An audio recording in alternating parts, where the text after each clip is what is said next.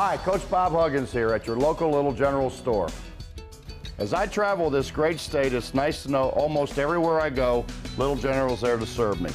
From gas to groceries, and let's not forget their delicious New River coffee.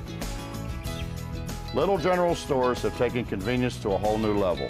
Great prices and convenient places say it all. Shop your local Little General store today and tell them Hug sent you. Thanks for watching the Little General Alumni Spotlight. This week, one of the most physically dominating players in WVU football history has returned from his career in the NFL to start a new future in Morgantown. He's graced the cover of Sports Illustrated and has shed blood before opening kickoffs. From Schmitt's Saloon, let's join the Wolfman, Del Wolfley, as he sits down with former WVU football great Owen Schmitt. Owen, thank you for being in this week's Little General Alumni Spotlight. Appreciate you having me. Thanks. The Schmitt folklore is amazing, and it grows every day. Talking about that you broke from 8 to 10 or more face masks. Now, is that really true? Yeah, I mean, they were all bent up and beat up, and I really didn't even know you could do that. I remember Danny coming up to me and being like, "Dude, your helmet looks weird." I was like, "What do you mean?" And it's like, face mask was like all bent in and broken. I was like, man, that was crazy. I was like, and then after the game, watching the film, out of so many of them hits, but definitely the ones where I remember where we had to change out face masks at halftime, it was like, man, I was really bringing it that game. I remember Coach McGee calling me on the phone and be like, dude, this guy is running away from you. And just, I don't know, it was crazy. Not only are you tough as nails hitting people, but you can also run the ball. I mean, we've seen you make some great runs, do some incredible things jumping over people. I mean, it makes you very versatile. It was such a different thing because when I decided to come here, the fullback wasn't really what it was when I started playing. It kind of evolved into that as the position. It was more just a bigger running back who was supposed to be there. But it kind of evolved into me being the lead blocker for the zone thing, getting a couple totes every once in a while too. Our rushing attack, it was almost a joke sometimes how easy it was playing against people because we had two studs back there, and Pat and Steve, and it was like on any given play, they could just go to the house. Just tell me, what was it like to actually play in that backfield? And because in my opinion, that's the best rushing trio we've had in WVU history. Pat and Steve and myself, it was just, it was just such a right thing. It all came together, and the scheme was perfect for us. And, them guys are just so dynamic, you know what I mean? It's like they could hit a hole and be gone, 80 yards on the field, no big deal. Shake somebody, move, just to be a part of that, just being a part of that Sports Illustrated cover, that was like a huge, for me, it was a huge compliment because, I don't have the yards those guys have, or the skills. Those guys they're freaks, But it was cool being a part of that, and just, that was the funnest backfield I've ever played with. Let's talk about the runaway beer truck run. The score was tight, 6-3. It was a pivotal moment in the game. Tell me a little bit about it. It was a great moment. There was so much that was going on, losing the pit game for the national championship, and it was the last game at home.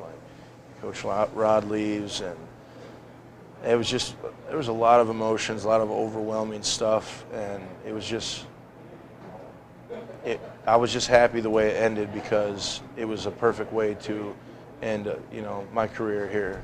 Speaking of losing the pit, getting knocked out of the national championship game, speaking of Coach Rod going to Michigan shortly thereafter, you were the team captain. How did you prepare yourself and then go out and lead the others?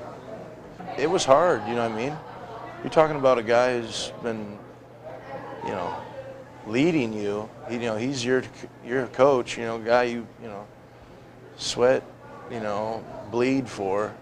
I ran through brick walls for him, And when he left, it was like, it was crushing, how are you supposed to believe a guy that just gets up and leaves?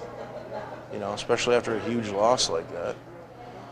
But, you know, now that I've gotten time to think about it, you know, he was doing what I was doing at River Falls, you know. That was his dream to, you know, coach big time football like that. But, you know, you just wish he would have, you know, maybe done it a little differently, but it is what it is. You know, I know there's way more in it than everybody knows that, you know, I won't even ever know the whole story, you know what I mean, of why, you know, he did it. But, you know, it happened, he did it anyways, and we just said, hey man, look, we got a ball game to win. I'll call it the interview. Did you ever imagine 48 to 28? Not the score 48 to 28, but I'll tell you what. I was watching ESPN today, and they showed a little thing about our game tonight in a poll, and the whole U.S. was covered in red, and the only state, the greatest state in the nation, was covered in blue, and that was West Virginia, and that's why we won this game. Overcame adversity, came together as a team, and that's why we won. You told everybody in Mountaineer Nation that it was not only you leading your fellow players and the coaches, but it was the whole Mountaineer Nation pride. Tell me, what are your thoughts now on that interview? It was the perfect ending to, you know, this story. You know, it was just the way it was supposed to end. Just the way it was supposed to end, and it just was overwhelming. You know, I was so happy. It was my last game. You know, we just, you know, whipped a team that nobody believed in us. I mean, you know, except for, you know, West Virginia covered in blue on that. You know, it was wild. It was like us against, it was us against like the world. And just to be able to overcome that, you know, I feel like it would make anybody feel like that and overwhelmed and thankful for everything. So I just told everybody how I was feeling. And I mean, it's no more complicated than that. It was just a real, pure thing. Changing gears now, not only are you a professional football player, but you're a professional musician. Can you tell me about your musical background? At first, it was like a novelty thing where it was, oh yeah, I'm here with the guys, you know what I mean? But then I started taking responsibility and was like, well, I don't want to sound like an idiot up there. It's not like on the football field, like where you can kind of get lost in the shuffle, you know what I mean? Because there's so many bodies up there.